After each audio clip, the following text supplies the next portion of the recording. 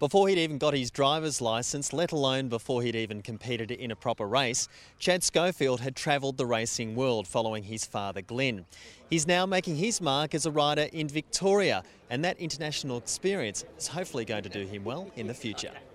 Dad rode it all around the world and the family went with, so I was lucky enough to go overseas, Hong Kong, Singapore, Mauritius, Brisbane a couple of years ago. So yeah, I certainly had an advantage, if you want to call it that.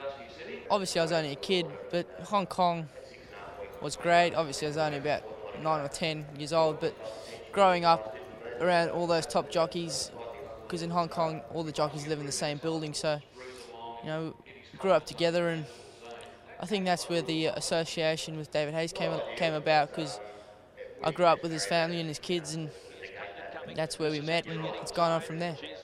Are things that extra bit serious when dad and son take each other on in a race? I wouldn't say any more competitive than what it normally is, but it's certainly great when you ride in the same race as him, because well, he's your dad and you just want to beat him, so you got bragging rights over him, I guess.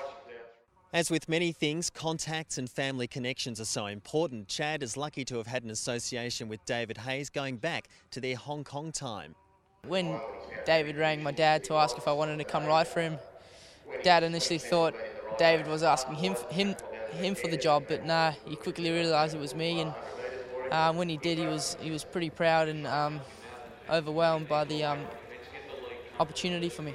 Where it sort of first started was, I got a suspension in Sydney, and there was no talk about me coming to Melbourne, but I got suspended, and I thought I'd use that suspension wisely and go ride a bit of work in Euroa for a week. When I was there, I enjoyed it, saw the great setup it is, and went back to Sydney, rode for a couple more months, and then the opportunity came about. So it's amazing how the world works. Victoria is a long way from Chad's birthplace in South Africa, but now he's spent some time here. Do his friends back home think he sounds a bit different? They reckon I've got a strong accent, which I can't see, but well, I don't really miss South Africa, because Australia's now my home, and I'm here to stay.